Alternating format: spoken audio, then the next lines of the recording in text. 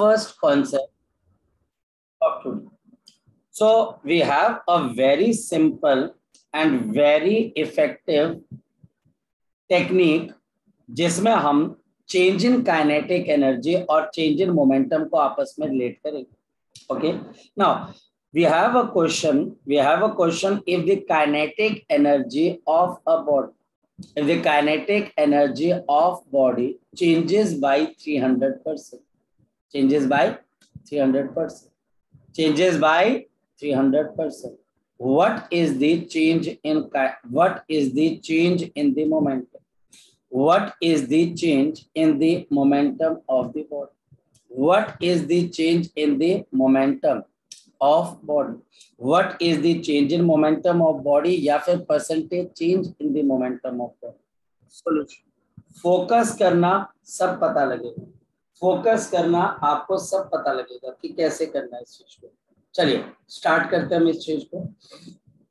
सो जैसे हमारे पास इंफॉर्मेशन है हम वैसा क्वेश्चन करने की कोशिश करते हैं. काइनेटिक एनर्जी चेंजेस तो k dash minus k upon original into 100 is equal to आपके पास कितना आ जाएगा 300. ऐसा ही तो होता है percentage change upon original into 100, तो ये कैंसल आपके पास हो जाएगा 3. So k dash is equal to 3k and plus of k. So k dash is equal to मेरे पास कितना आ जाएगा 4k. ये मेरे पास काइनेटिक एनर्जी है.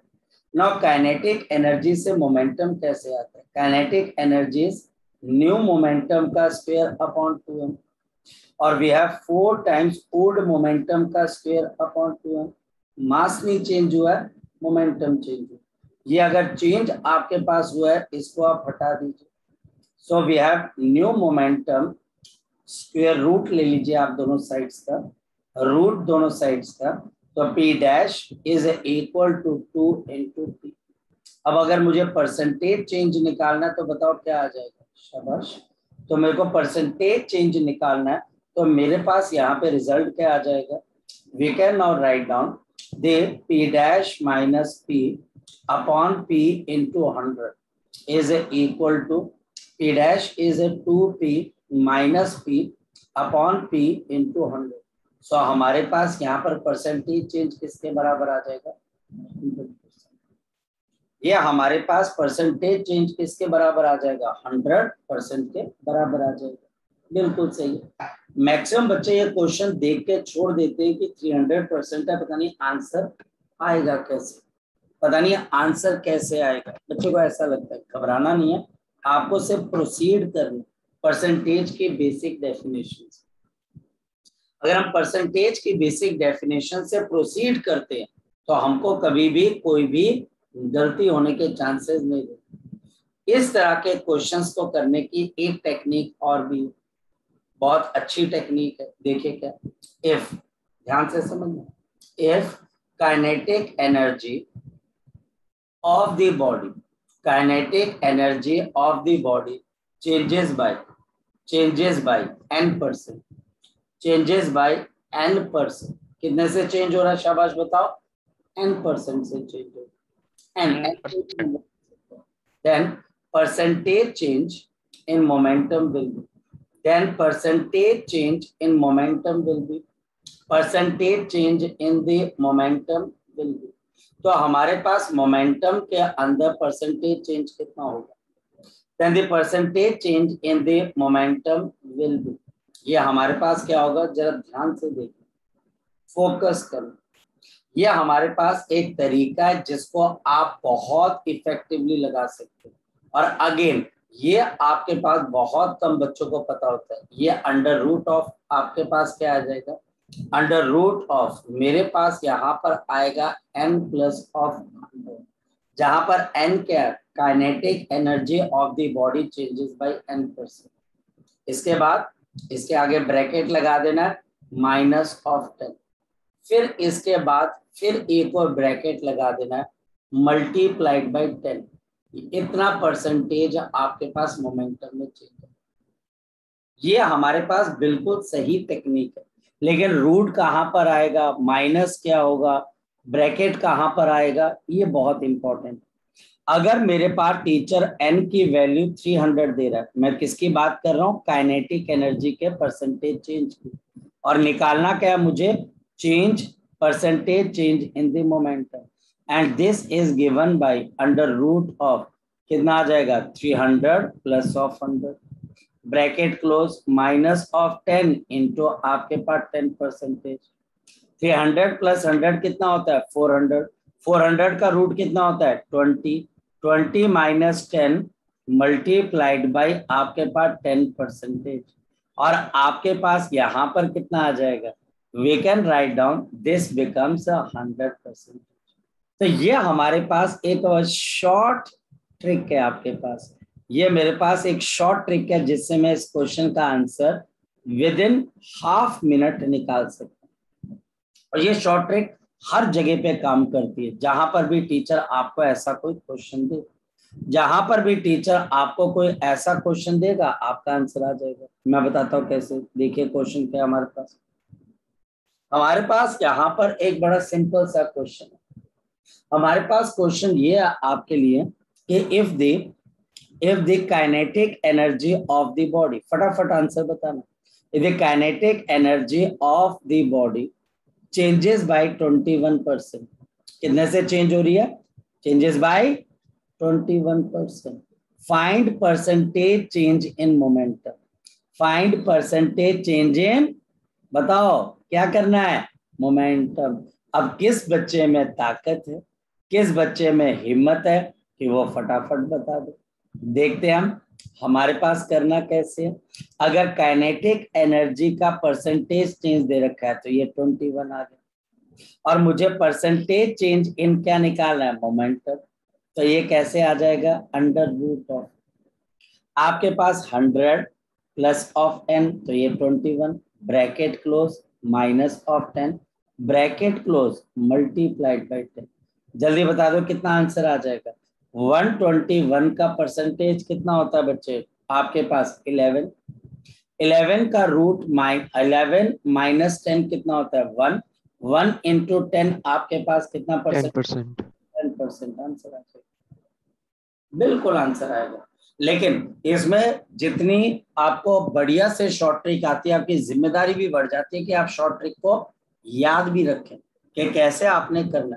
तो क्या इसका इन्वर्स भी हो सकता है, इन्वर्स होने का मतलब, इन्वर्स होने का मतलब हमारे पास है कि क्या हमारे पास उल्टा, जैसे आपके काइनेटिक एनर्जी में अगर चेंज आए तो क्या मोमेंटम में चेंज आएगा, तो काइनेटिक एनर्जी का चेंज पूछा जा सकता है, बिल्कुल क्वेश्चन क्या, if momentum of a body, if the momentum of the body, if the momentum of the body changes by 150%, changes by 150%, मैं किसकी बात कर रहा हूं, अब मोमेंटम की बात कर रहा हूं, find percentage change in kinetic energy, find percentage change in kinetic energy, find percentage change in kinetic energy, percentage change in the kinetic energy, in the kinetic energy। चलिए स्टार्ट कर देते हैं। हमारे पास इस क्वेश्चन को करना कैसे है, देखते हैं जरा हम। हमारे पास यहाँ पर क्या आ जाएगा, काइनेटिक एनर्जी का परसेंटेज चेंज आपने निकालना, मोमेंटम चेंज हो रहा है, P dash minus P upon P into 100 is equal to मेरे पास 150, ये हमारे पास कैंसल, नेक्स्ट आपके पास 15 है तो 5 इंटू 3, 5 इंटू 2, तो P dash minus P upon P is equal to 3/2, और P dash minus P is equal to 3/2 into P, और we can write down P dash is equal to 3/2P plus of P, या फिर P dash is equal to 5P/2, 5P divided by 2, so this is equal to 5 divide by 2। अब करना कैसे है, अब देखिए, squaring both sides, square both sides, दोनों sides को स्क्वेयर कर दीजिए,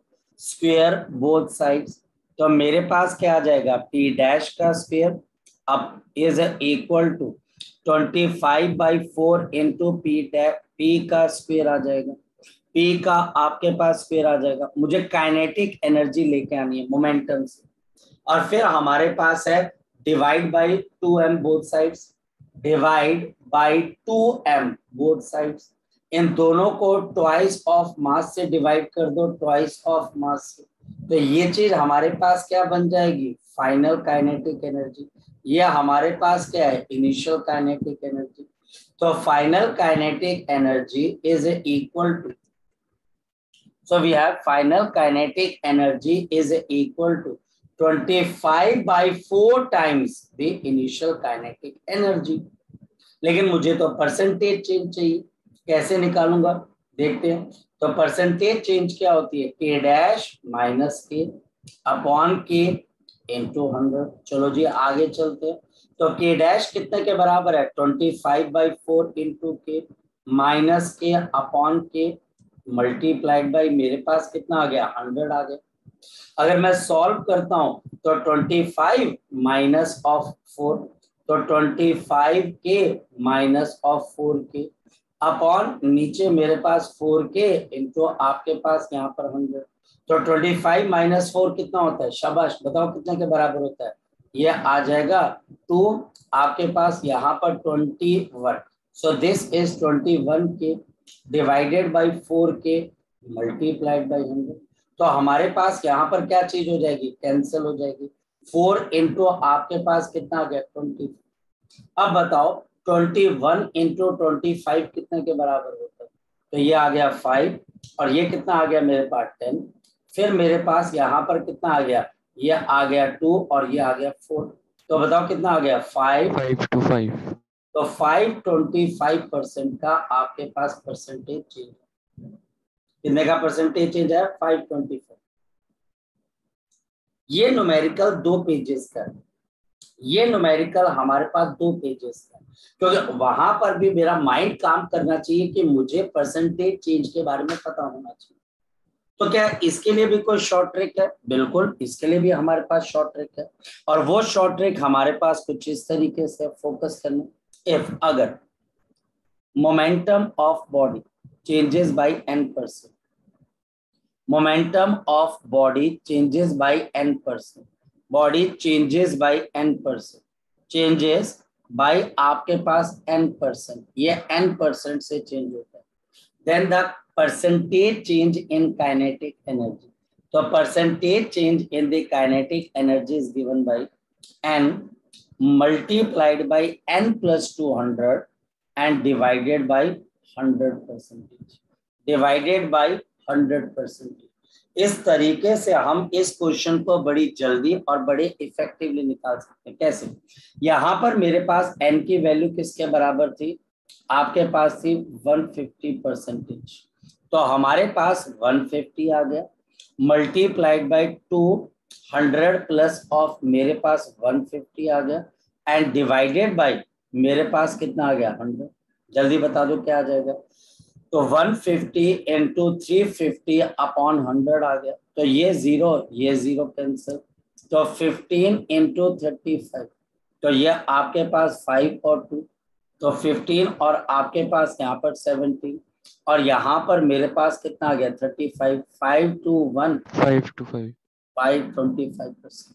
तो हमारे पास एग्जैक्टली 525% एग्जैक्टली मेरे पास कितना आ गया 525 यहाँ पर परसेंटेज आ गया। ये कोई बहुत मुश्किल चीज नहीं, ये कोई भी बच्चा कर सकता है। यहाँ पर इसको कोई भी बच्चा सॉल्व कर सकता है या कोई भी बच्चा इससे रिलेटेड क्वेश्चन आपके पास वो कर सकता है, कुछ मुश्किल नहीं, किसी तरह की कोई मुश्किल नहीं आएगी। सिर्फ आपको ध्यान किस बात का रखना है कि टीचर क्या पूछ रहा है और आप उसका जवाब कैसे दें, आप उसका जवाब किस तरीके से दें। जैसे टीचर मुझे यहाँ पर बोल देता है if the momentum of a body, if the momentum of a body, if the momentum of the body changes by 80%, कितने से बोल रहा हूं मैं, changes by 80%। देखिए बेटा आपके पास 80% से मोमेंटम चेंज हो रहा है, what is the percentage change in kinetic energy, the percentage change in kinetic energy, the percentage change in the kinetic energy, शाबाश बोलो कितने के बराबर है, जी बोलिए शाबाश। तो मेरे पास यहाँ पर n आ गया 80, तो 80 इंटू आपके पास कितना आ गया 200 प्लस ऑफ 80 डिवाइडेड बाई 100। जल्दी बोलो कितने के आसपास आंसर आ जाएगा। सो 80 मल्टीप्लाइड बाई 280 अपॉन 100। तो आपके पास ये 2 जीरो चले गए, 8 आपके पास 4 और कितना आ गया 6, 8 to 16, 16 इंटू 6 कितना होता है, 16 इंटू 6 कितना होता है 220। तो आपके पास यहाँ पर 224 का percentage change uh.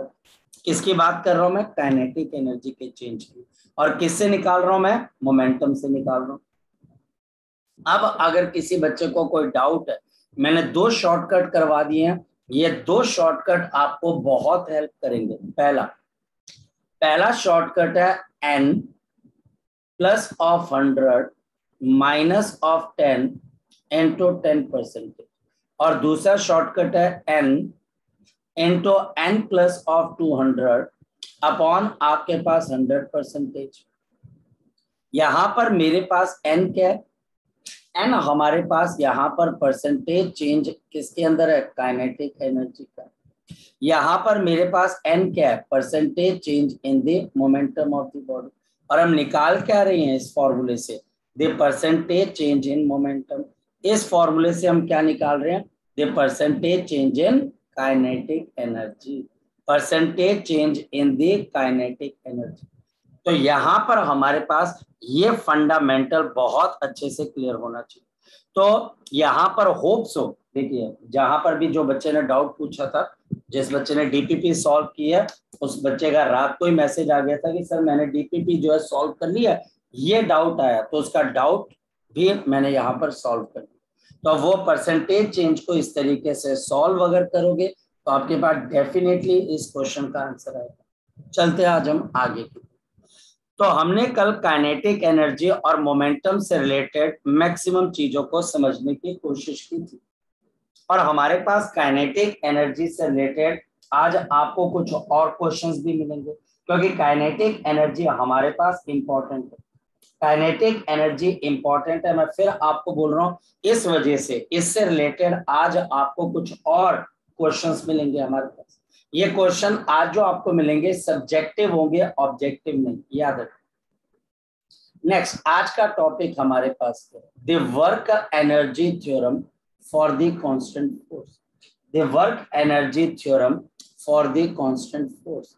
The work energy theorem for the constant force, for the constant force on a particle, या आपके pass on a particle constant force. जब किसी भी ऑब्जेक्ट के ऊपर एक कांस्टेंट फोर्स लगती रहती है और ऑब्जेक्ट डिस्प्लेस भी करता है, और वो डिस्प्लेसमेंट हमारे पास भाई सर्कल जैसी तो होनी नहीं चाहिए, तो हमारे पास यहाँ पर बोला जाता है कि जो भी हमारे पास यहाँ पर वर्क डन कर रही है, net force, net constant force, उसका वर्क डन किसके बराबर होगा, चेंज इन काइनेटिक एनर्जी के बराबर। इसकी स्टेटमेंट क्या बोलती है, they any work done, any work done by net constant force, by the net constant force is equal to the change produced in kinetic energy. The change produced in kinetic energy, the change produced in the kinetic energy, the change produced in the kinetic energy, the change produced in the kinetic energy। बड़ा simple सा फंडा हमारे पास, कैसे देखते हैं। Now using the equation, आपने ये equation use की होगी काइनेमेटिक्स के अंदर। कैसे, मैंने यूज की थी v square minus u square is equal to 2as, ये हमने यूज की थी। नाउ अब हम क्या करते हैं, multiplying both sides by half m, multiply both sides by half m, multiply both sides by half of the m, multiply कर देते हैं। अगर ये हम मल्टीप्लाई कर देते हैं तो half m v square minus half m u का स्क्वायर इज इक्वल टू, हमारे पास यहां पर क्या आ जाएगा, हाफ इंटू m इंटू आपके पास 2a इंटू s। हमारे पास यहाँ पे 2 से 2 क्या हो जाएगा, कैंसिल हो जाएगा। मास इंटू एक्सेलरेशन किसके बराबर होती है, force. Mass acceleration force, force into displacement क्या होता है, वर्क। सो हमारे पास अगर देखा जाए ये काइनेटिक एनर्जी इनिशियल है और सॉरी फाइनल है, और ये काइनेटिक फाइनल है, ये काइनेटिक एनर्जी इनिशियल है। And this is equal to F into S. और ये हमारे पास किसके बराबर आ गई, फोर्स इंटू डिस्प्लेसमेंट। मैं एक बात और आपसे यहाँ पर बोल देता हूँ बेटा, जिन बच्चों को सुबह क्लास लगाने में दिक्कत है, एक बात मैं आपको बता देता हूँ कि हमारे पास एक क्लास और चल रही है और वो इवनिंग में 8-10 के आसपास लगती है। 8:10 पे एक और क्लास लगती है, ऑनलाइन ही लगती है, और वो हमारे पास उन बच्चों के लिए जो मॉर्निंग की क्लास नहीं लगा पा रहे किसी भी तरीके से, ये उनके लिए बच्चे प्रोविजन। तो जो बच्चा वहां पर आना चाहता है वो मुझे इन्फॉर्म कर दे, तो मैं वहां पर उसको उस पर्टिकुलर ग्रुप का या उस पर्टिकुलर आपके पास बैच का मैं आपको लिंक भेज दिया था। पर मुझे आपको बताना जरूरी, देखिए टीचर को, जैसे आज हम जो से बात की तो मैं ये बोल रहा था कि हमको लगातार टीचर के साथ एक संपर्क, एक राब्ता रखना बहुत जरूरी होता है। देखिए सिलेक्शन कहाँ पर होता है या नंबर कहाँ पर आते हैं, जहां पर टीचर और स्टूडेंट के बीच में एक इमोशनल बॉन्डिंग होती है। रिजल्ट मैकेनिकल होकर नहीं आते कि मैंने यहाँ से पढ़ा दिया आपने वहां क्वेश्चन कर लिए, इससे नहीं आते।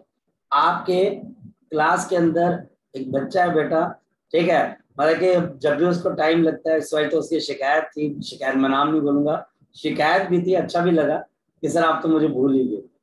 तो अच्छा लगता है कि जब बच्चा ऐसा इमोशनल आपके साथ बात करता है, मतलब ये लगता भी है कि यार आपने उस बच्चे का ध्यान नहीं रखा किसी तरीके से।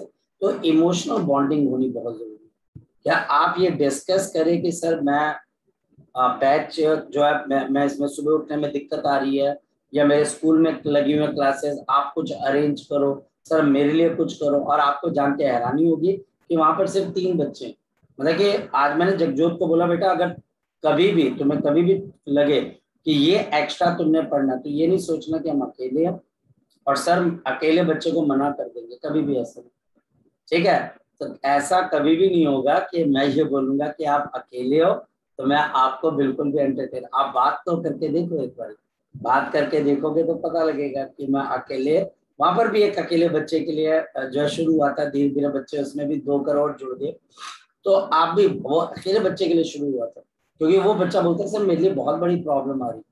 और देखो इमोशनल बॉन्डिंग की बात है, जिस अकेले बच्चे के लिए स्टार्ट किया, अभी स्कूल के अंदर पेपर हुए तो उसने स्कूल के अंदर फिजिक्स के अंदर सब बच्चों में सबसे अच्छे मार्क्स लिए, बॉन्डिंग हो जाती है बच्चे, तो उस वजह से तो जिस भी बच्चे को दिक्कत लगती है वो मुझे बताए और फिर हम उसका इलाज करेंगे। तो ये सर उधर कौन सा टॉपिक चल रहा है?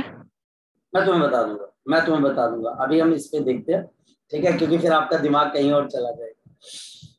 सर यहाँ पर हमारे पास ये चीज आ गई, और अब नेक्स्ट हमारे पास अगर आगे की तरफ चले तो अब वेरिएबल फोर्स का, और ये जो मैं थ्योरम्स लिखवा रहा हूँ ये आपने लिखनी है भाई।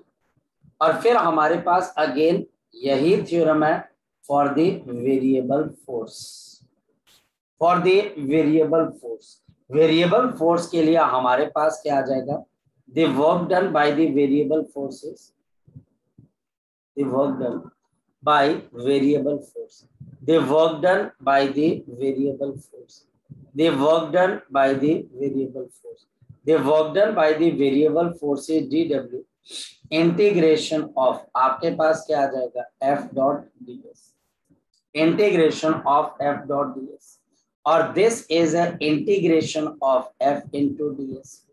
करते चलो, ये वर्क डन आ गया, इंटीग्रेशन फोर्स, फोर्स की जगह अब हम क्या लिख सकते हैं, mass into acceleration into ds, देखते चलो।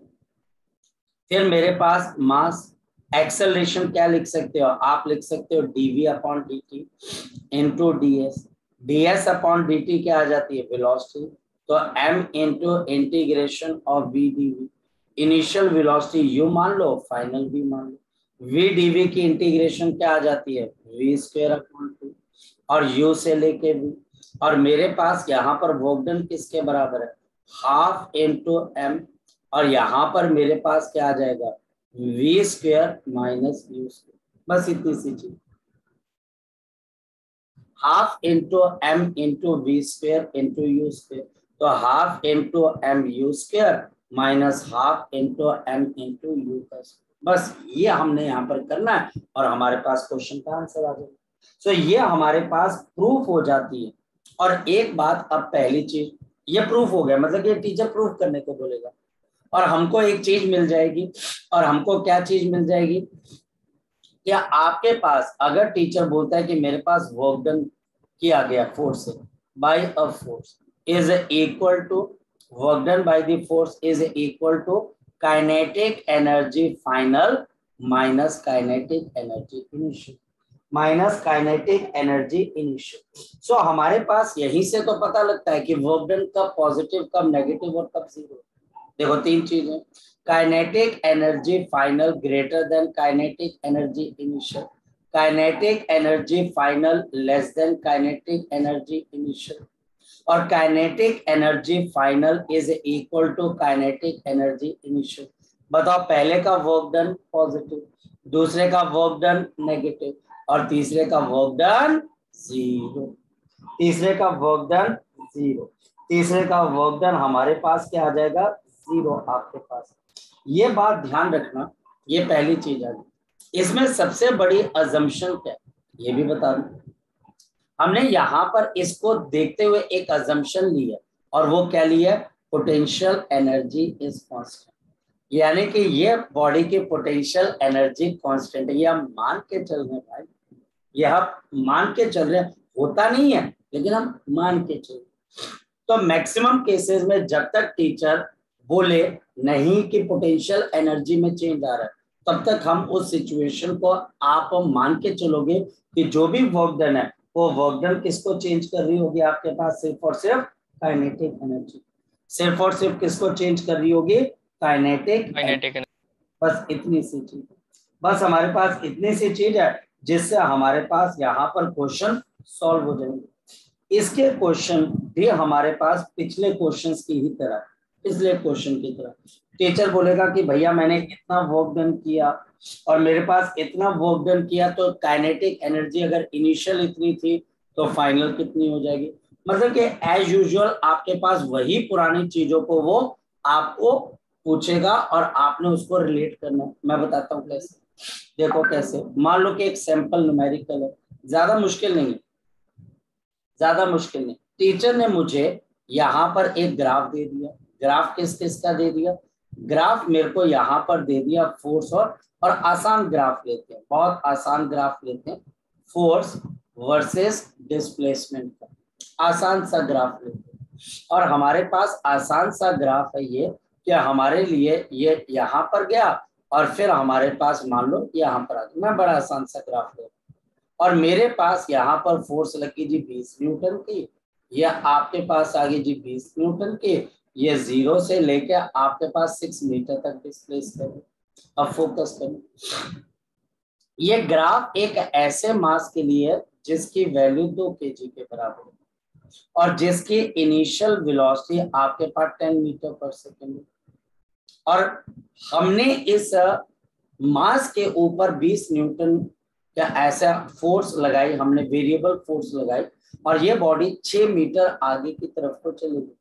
मुझे क्या बताना है, find the kinetic energy, find the kinetic energy, kinetic energy final and the velocity final of the body, velocity final of the body, velocity final of the body. ये मुझे बताना। अब बताओ कैसे बताएंगे, क्योंकि हमारे पास फोर्स और डिस्प्लेसमेंट का ग्राफ आपको क्या देता है, शाबाश बताओ क्या देता है, वर्क डन देता है।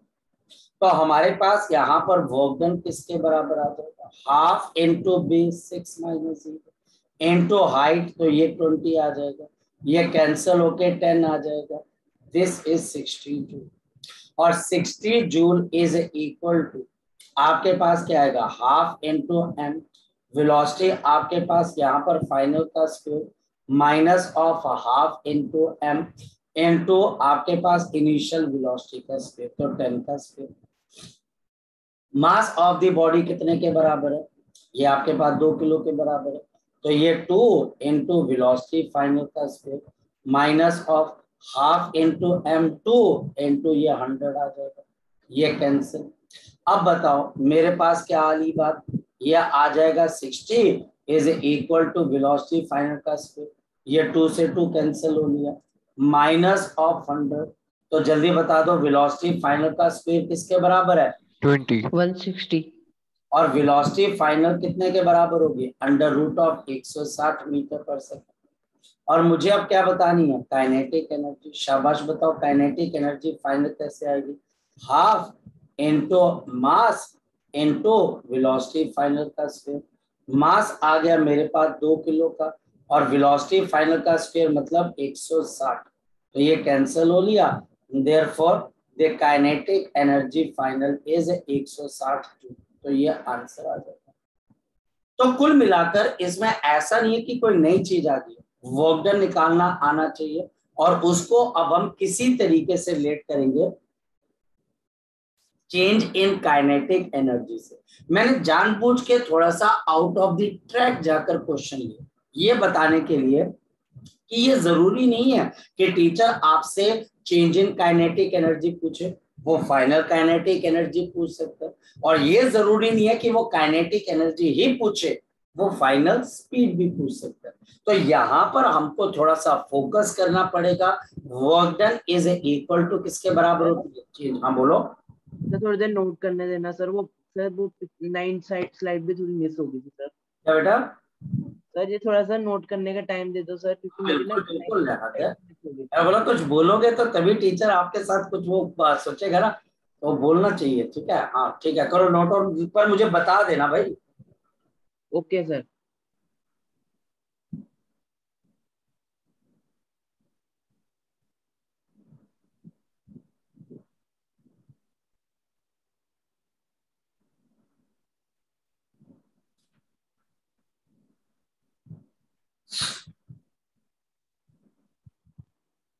सर हमने जो जो हमारी फाइनल वेलोसिटी है सर, हमने उसकी वैल्यू 160 पे हमने 160 रूट पे रखी है सिर्फ। आप रूट में रख सकते हो अगर आप इसको कैलकुलेट करना चाहते हो।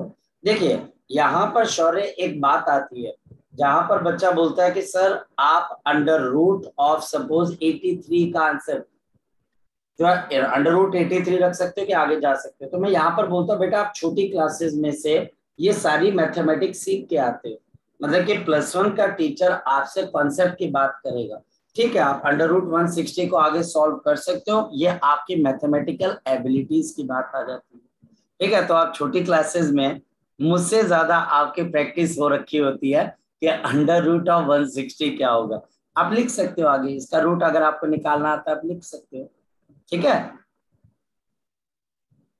Yes sir. कोई इशू है? And sir if you don't mind sir, आप स्लाइड नंबर 9 कर सकते हैं सर, जिसमें आपने वेरिएबल फोर्सेस लिखा था। क्या क्या? वो एक आप स्लाइड वो वाली कर सकते हैं जिसमें हमने लिखा था वेरिएबल फोर्सेस। तो हाँ यस सर, लो बेटा। सर मैंने ये पूछना था, हमने ऐसे ऐसे क्या आया इसमें, हमने डीवी की अपने इसमें इस स्टेप में ये वाला हमने बनाया जिसको एम इंटीग्रेशन का sine v d v. Sir कैसे आया मतलब? तो ये एक्सेलरेशन जो होती है शौर्य वो dv अपॉन dt होती है ना? Yes sir. और वेलोसिटी किसके बराबर होती है, ds अपॉन, ये चीज। चले भाई। Yes sir. चलो सो हमारे पास यहाँ पर अब हम नया टॉपिक शुरू करते हैं और हमारा नया टॉपिक है आज का अभी which is known as to be the potential energy of the system. So kinetic energy के बाद हम नया टॉपिक शुरू कर देते हैं, the potential energy of the system. The potential energy of the system. Potential energy of the system. Potential energy of this system हमारे लिए एक कोई नई चीज नहीं है, पोटेंशियल एनर्जी। पोटेंशियल एनर्जी हमारे पास वो होती है जिस एनर्जी का फ्यूचर आपके पास क्या होती है, काइनेटिक एनर्जी। जिस एनर्जी का फ्यूचर हमारे पास यहाँ पर काइनेटिक एनर्जी होती है उसको हम क्या बोलते हैं, पोटेंशियल एनर्जी। ना पोटेंशियल एनर्जी बनती कैसे?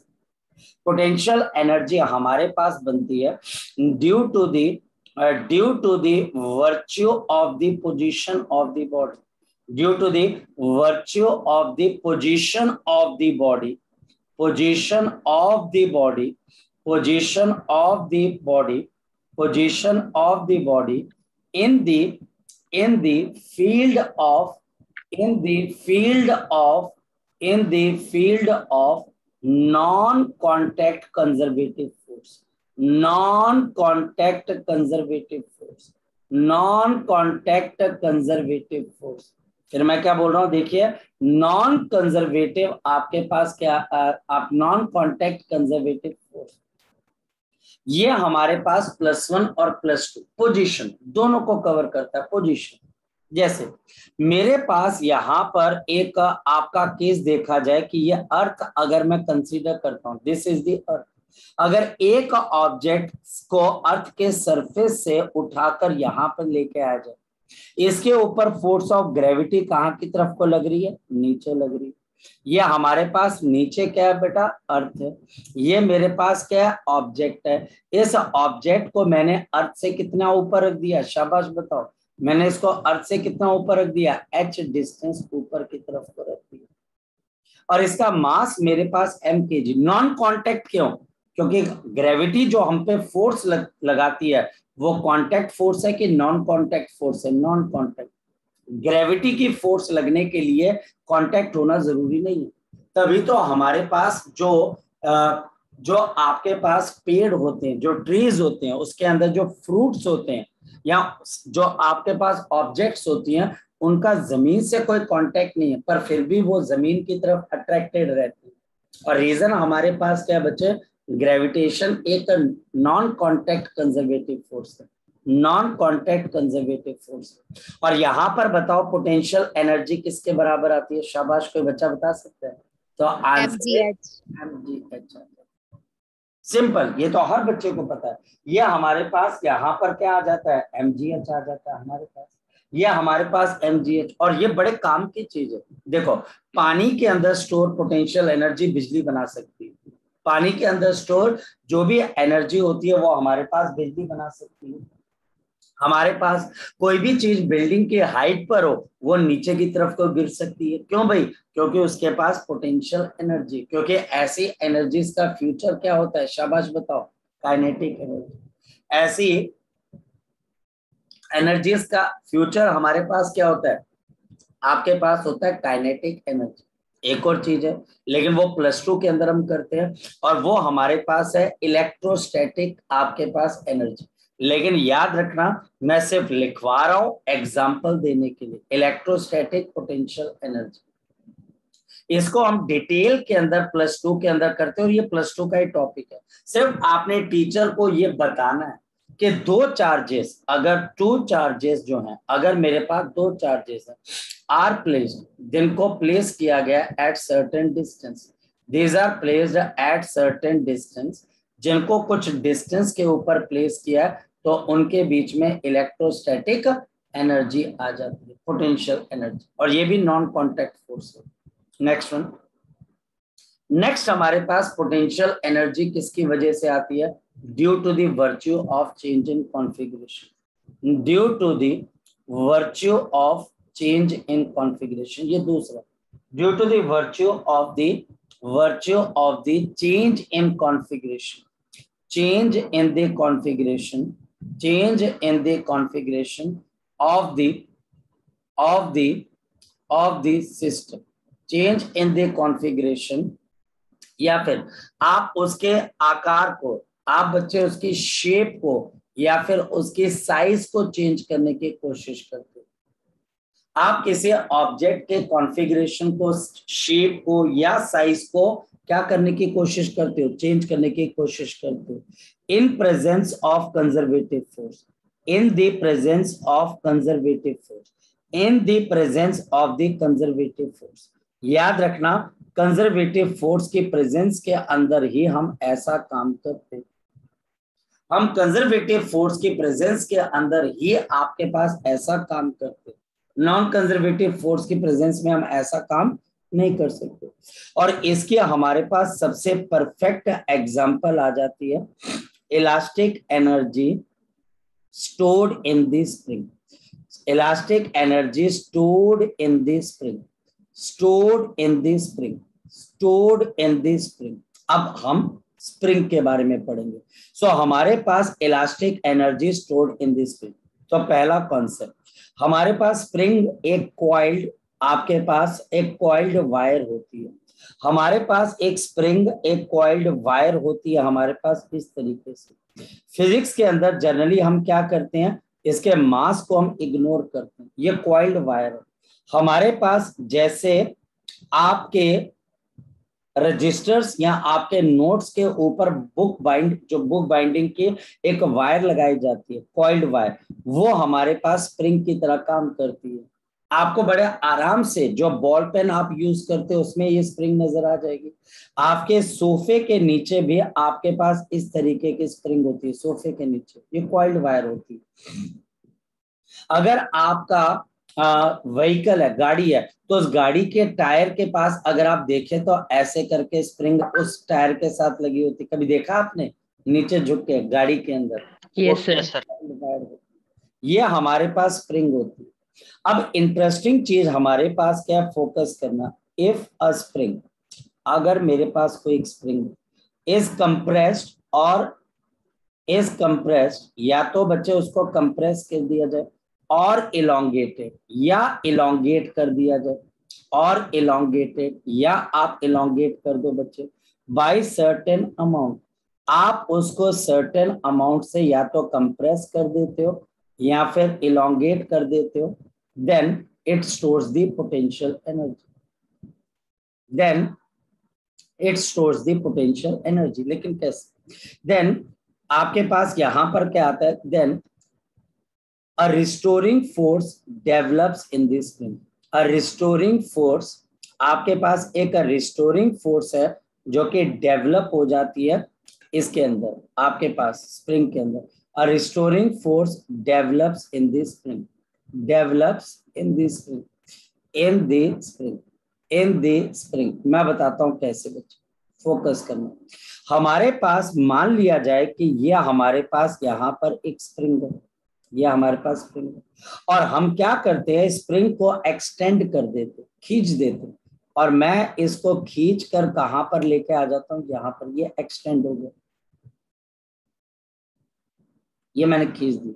मैंने इस स्प्रिंग को जब खींचा तो मैंने इसको एक्स डिस्टेंस से खींचा, तो आपको बड़ी ताकत लगती है जब आप स्प्रिंग को आगे की तरफ को खींचते हो। ये स्प्रिंग अपने अंदर एक फोर्स डेवलप करती है। ये फोर्स क्या करती है, ये इस सिस्टम को रिस्टोर करने की कोशिश करती है कि जब आप एक्सटर्नल फोर्स को रिमूव करोगे, जब आप एक्सटर्नल फोर्स को क्या करोगे, रिमूव करोगे, तो ये रिस्टोरिंग फोर्स क्या करेगी, ये रिस्टोरिंग फोर्स आपको हेल्प करेगी, आपको हेल्प करेगी ताकि आप यहां पर क्या कर सकें, आप इस स्प्रिंग को क्या कर सकें, नॉर्मल शेप पे लेकर आ सकें।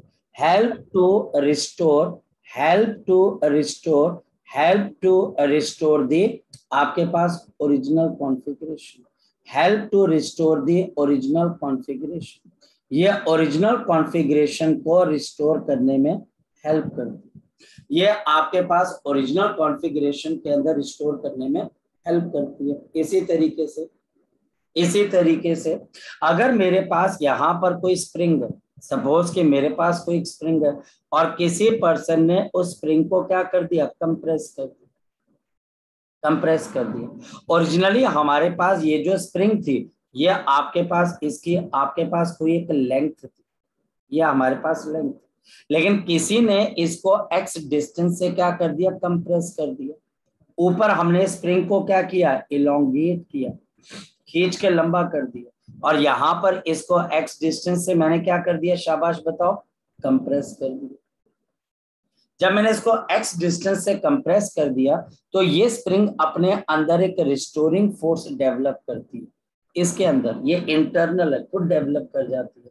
और जैसे आप एक्सटर्नल फोर्स जिससे आप दबा रहे हो उस एक्सटर्नल फोर्स को रिमूव करोगे तो ये इंटरनल फोर्स क्या करेगी, ये आपके पास पिक्चर में आएगी और ये इसकी शेप को दोबारा से क्या करवा देगी, आपके पास क्या करवा देगी, एक्सटेंड करवा देगी। ये हमारे पास इसकी शेप जो है दोबारा से क्या हो जाएगी, एक्सटेंड हो जाएगी। तो हमारे पास यहाँ पर स्प्रिंग के अंदर एक रिस्टोरिंग फोर्स डेवलप हो जाती है। जब आप स्प्रिंग को खींचते हो तो ये स्प्रिंग को वापस खींचती है, अगर स्प्रिंग को कंप्रेस करते हो तो ये इसको इलोंगेट करवाने की कोशिश करती है ताकि इसके शेप को आपके पास क्या किया जाए, आपके पास जो है रिस्टोर किया जाए। ये रिस्टोरिंग फोर्स आपके पास दो फैक्टर्स पे डिपेंड करती है। रिस्टोरिंग फोर्स, आपकी जो रिस्टोरिंग फोर्स है नंबर 1, ये आपके पास प्रोपोर्शनल होती है, ये आपके पास प्रोपोर्शनल होगी displacement, this is proportional to the displacement. ये हमारे पास किसके प्रोपोर्शनल है, शाबाश बताओ, डिस्प्लेसमेंट। ये डिस्प्लेसमेंट, जितनी बड़ी डिस्प्लेसमेंट होगी आपकी रिस्टोरिंग फोर्स भी उतनी बड़ी होगी। जितनी आपके पास इलोंगेशन बड़ी है, कंप्रेशन बड़ी है, उतनी बड़ी हमारे पास रिस्टोरिंग फोर्स, नंबर 1। और नंबर 2, ये बात ध्यान रखना कि आपकी जो रिस्टोरिंग फोर्स है इट अपोजेस दी, ये किसको अपोज कर रही है आपके पास बताओ, अपोजेस दी इलोंगेशन, ये आपके पास इलोंगेशन को भी अपोज करती है एंड और साथ ही साथ ये किसको अपोज करती है, हमारे पास कंप्रेशन को अपोज करती है, और साथ ही साथ ये किसको अपोज करती है, आपके पास कंप्रेशन को अपोज करती है। ये हमारे पास इलोंगेशन को भी अपोज करती है, अगर खींच रहे हो तो वापस खींचती है, और ये अगर आप कंप्रेस करते हो तो उसको भी अपोज करती है। मतलब जो रिस्टोरिंग फोर्स है वो स्प्रिंग के इलोंगेशन या कंप्रेशन से कितने एंगल पे लगती है, 180 डिग्री। इस वजह से आपके पास यहाँ पर लॉ ऑफ इलास्टिसिटी लग जाएगा। अब लॉ ऑफ इलास्टिसिटी, इसको हुक्स लॉ भी बोल देते हैं हम। This is also called the Hooke's law of the elasticity. Hooke's law है बच्चे, और ये हमको क्या कहता है, ध्यान से समझ, ये हमें एक बड़ी सिंपल सी बात कहता है कि हमारे पास यहाँ पर जो फोर्स है, रिस्टोरिंग फोर्स है, ये हमारे पास किसके प्रोपोर्शनल है, -x। माइनस क्यों, क्योंकि ये फोर्स एलोंगेशन को भी अपोज करता है, कंप्रेशन को भी अपोज करता है, और या फिर the restoring force is equal to minus of k into x, जहां पर आपके पास k क्या है, कांस्टेंट ऑफ प्रोपोर्शनैलिटी। ये मेरे पास कांस्टेंट ऑफ क्या आ जाती है, प्रोपोर्शनैलिटी आ जाती है। This is the constant of proportionality, number 1। और नंबर 2, इसको हम क्या बोलते हैं, स्प्रिंग कांस्टेंट। ये स्प्रिंग की लेंथ और मटेरियल पे डिपेंड करता है। ये मेरे पास आ गया स्प्रिंग कांस्टेंट, ये हमारे पास स्प्रिंग के मटेरियल पे डिपेंड करेगा, और याद रखना ये हमारे पास स्प्रिंग की लेंथ पे डिपेंड करेगा, inversely proportional to the length of the spring. ये बात ध्यान रखना।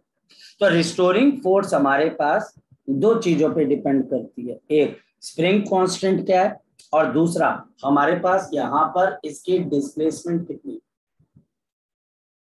यानी कि हमारे पास स्प्रिंग की रिस्टोरिंग फोर्स क्या है, ये कांस्टेंट फोर्स है कि वेरिएबल फोर्स है, जरा बता दो। ये हमारे पास कैसी फोर्स है, वेरिएबल। क्यों वेरिएबल है, क्योंकि ये किसके ऊपर डिपेंड कर रही है, डिस्टेंस पे। आप जितनी लंबी इलोंगेशन करोगे उतनी बड़ी ये फोर्स होगी, जितनी कम इलोंगेशन करोगे उतनी कम ये फोर्स होगी, जितनी बड़ी कंप्रेशन करोगे उतनी बड़ी फोर्स होगी, जितनी छोटी कंप्रेशन करोगे रिस्टोरिंग फोर्स भी उतनी छोटी होगी। और यहाँ पर हमारे पास के की यूनिट्स किसके बराबर है, जरा बता दो। के की यूनिट्स आपके पास क्या है, न्यूटन पर मीटर, और डायमेंशंस किसके बराबर है, ml0 t-2। और लास्ट वन, ये रिस्टोरिंग फोर्स का डिस्टेंस के साथ ग्राफ कैसा बनेगा, कोई बच्चा बता सकता है। ये हमारे पास स्प्रिंग फोर्स की रिस्टोरिंग फोर्स है, एक्स के साथ ग्राफ कैसा बनेगा, ग्राफ स्ट्रेट लाइन बनेगा, बट उसकी स्लोप क्या होगी आपके पास, उसकी नेगेटिव। बिल्कुल, तो आपका ग्राफ ऐसे बन जाएगा, जो कि बड़ी सिंपल सी बात बता। कि अगर आप कंप्रेस कर रहे हो तो रिस्टोरिंग फोर्स पॉजिटिव है, और अगर आप एक्सटेंड कर रहे हो तो रिस्टोरिंग फोर्स आपके पास नेगेटिव है। तो ये माइनस के एक्स का ग्राफ। चलिए सो अभी के लिए हम इतना करते हैं, कल हम मिलेंगे दोबारा और पोटेंशियल एनर्जी को दोबारा फिर से देखेंगे। कल हमारे पास पोटेंशियल एनर्जी भी हो जाएगा और conservation of the mechanical energy हम शुरू कर देंगे, और उसके बाद ये चैप्टर आपके पास almost wind up, within 2 to 3 days ये आपका चैप्टर वाइंड अप हो जाएगा, और आपने डीपीपीज लगातार करते रहनी है। आज आपने थर्ड, और मेरे को लगता है उसमें 2 पेजेस से नेक्स्ट पेज को भी ट्राई करना स्टार्ट करो, बाकी चीजें अब हम नेक्स्ट टाइम देखेंगे। चलिए बच्चे, okay bye bye, take care. Thank you sir. बताए तो बता रहा हूँ।